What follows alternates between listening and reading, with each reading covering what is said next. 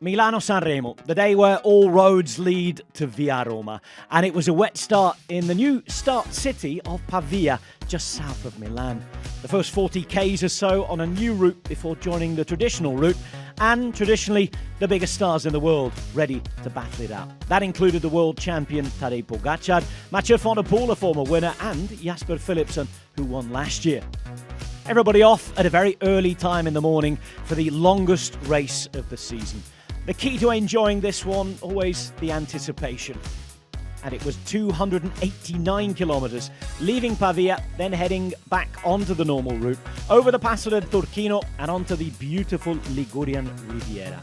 The sights, the scenes, the setting, the Tre Capi, then the Cipressa, Poggio, and the finish on the famous Via Roma in San Remo. Italy's festival capital for the 116th time, Festival of Cycling Time. 8 riders are away in an early break. A couple of teams involved with decent numbers as well, particularly Solution Tech Vini Fantini. They had Sbaragli, Nencini and Stewart. Pogacar was trying to stay dry and warm, and chasing the rest of the breakaway riders, including Lebert, Verre, Marcellusi, Turconi at 19. The youngest rider in the race was Sylvain Dillier. Over the Turchino they went, onto the Riviera, into the final 80 Ks, and nobody wanted to come and help the main man from the main team that had won the race in the last few years. The gap was at 2:16 with 50 kilometres to go. Dillier was done, and it was that fight for position that was bringing things back. Geraint Thomas was involved at the age of 38, his final Milano-Sanremo. Marcellusi, the last survivor of the breakaway, trying to get away on the Capalberta. And he'd stay away for a little longer. The rider from Rome, a long way from home, but representing the Italian team.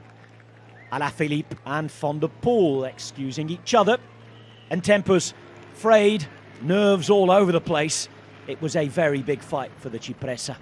Marcellusi won it just about in the break, but then he was followed, and a crash at the bottom of the climb already caused a few problems.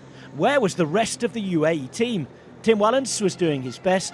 Tadej Pogacar was a little further down. He'd soon be helped close to the front by Narvaez, as last year's winner was being dropped. Wellens done, Narvaez moving to the front. One final turn from him. 3 Ks to go to the top of the Cipressa. Around another corner, and it was soon time for Pogacar to blast off. Trying to be the complete bike rider, an all-rounder, amazing. He took away Ganna. Van der Poel could follow, Grégoire was there, and then it was a gap to the rest.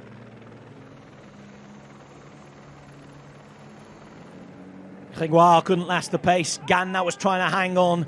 Van der Poel remaining like an anchor on the back wheel of the world champion.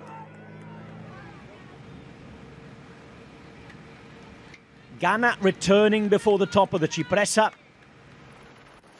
Grégoire also swallowed up behind. The gap, though, already over half a minute, and they'd add to that on the technical descent from Cipressa before the usually interminable 9.1 kilometres from the foot of that to the start of the Poggio.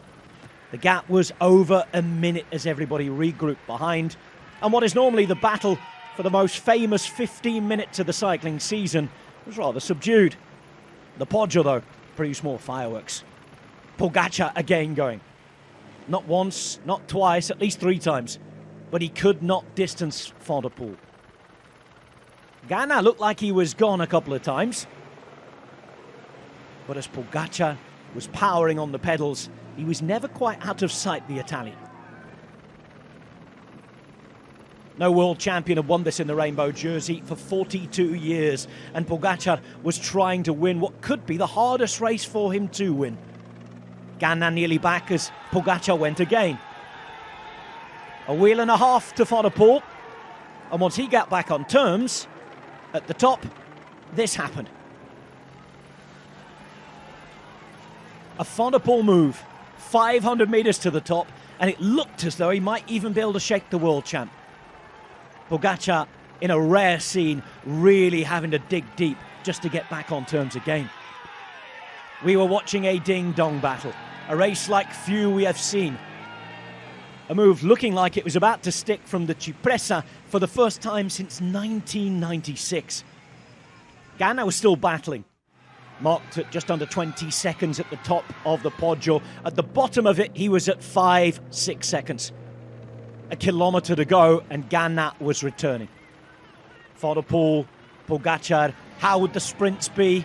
Would they let the main man straight back in? Inside the final kilometre, taking those last turns onto Via Roma, Ganna was back. How would his presence affect things? There was so much looking around, and it went down like this.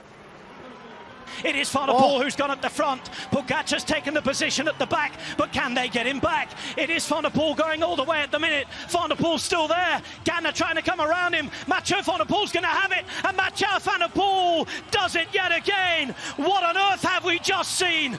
La Classicissima living right up to its name. This is cycling at its very best. It certainly was. Yet again, Michael Matthews sprinting so well from the group, and once more so close to the race that is so close to his own heart. Incredible. An afternoon of drama like few others. And Mathieu Van der Poel winning monument number 7, and in some style. No Dutch rider has as many as he has. And for a second time in 3 years, Via Roma belonging to Van der Poel. The Dutchman winning, Ganna second, Pogacar third, Matthews, Groves in 4th and 5th. Top 10 for Kort, Pedersen, Koy, Trentin and Fred Wright. On the podium, another big day for 3 stars who've been there before. A champagne moment for Mathieu Van der Poel, and Tadej Pogacar with Filippo Ganna.